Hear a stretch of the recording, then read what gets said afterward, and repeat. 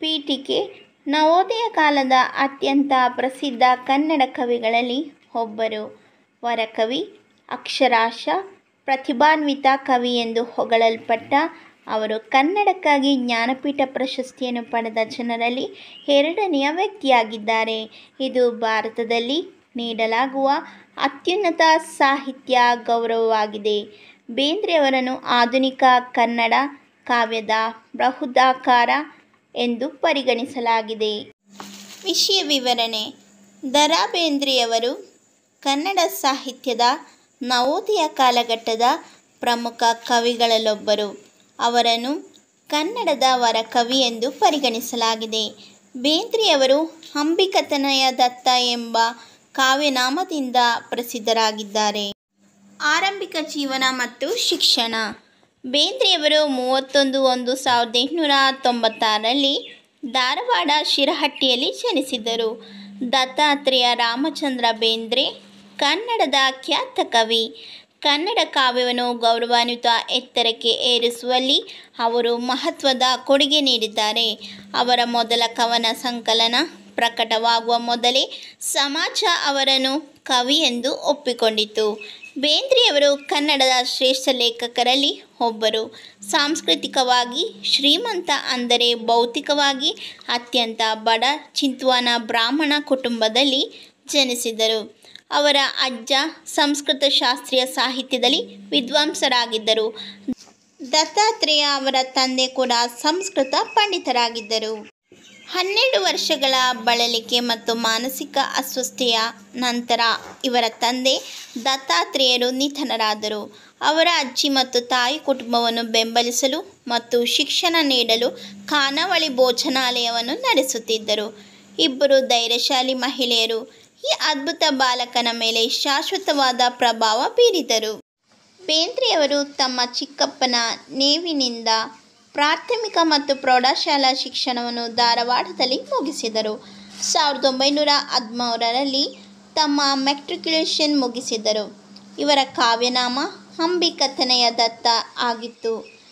The. ರಾ. ಬೇಂದ್ರೆಯವರು ರಾಣಿಬೆನ್ನೂರಿನ ಲಕ್ಷ್ಮೀಬಾಯಿಯವರನ್ನು 1919ರಲ್ಲಿ ವಿವಾಹವಾದರು.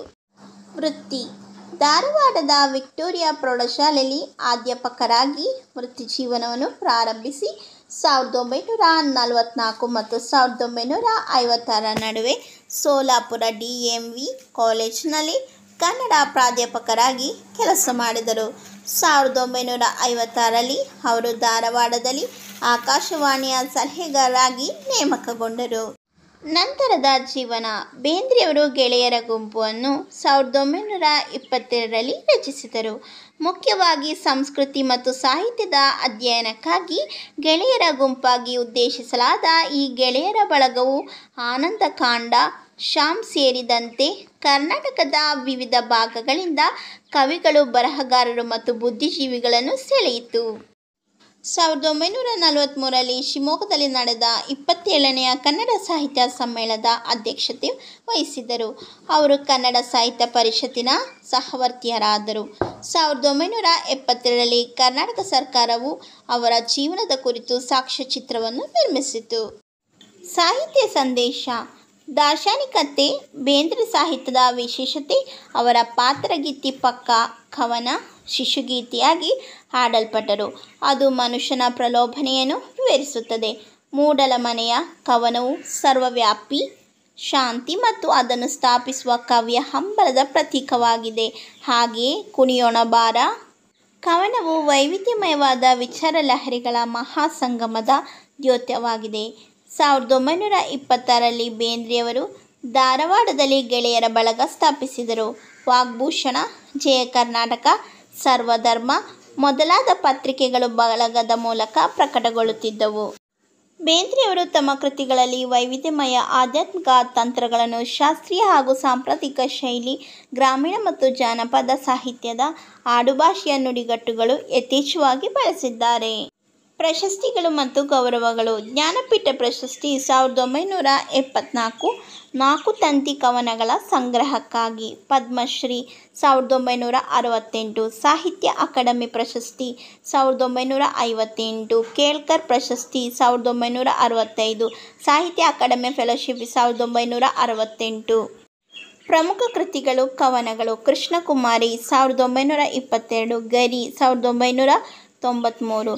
ಸಖಿಗೀತ 1934. ಅರಳು ಮರಳು 1956. 4 ತಂತಿ 1964. ಮತ್ತೆ ಶ್ರಾವಣ ಬಂತು 1973. ಮುಗಿಲ ಮಲ್ಲಿಗೆ 1961. ಹೃದಯ ಸಮುದ್ರ 1956.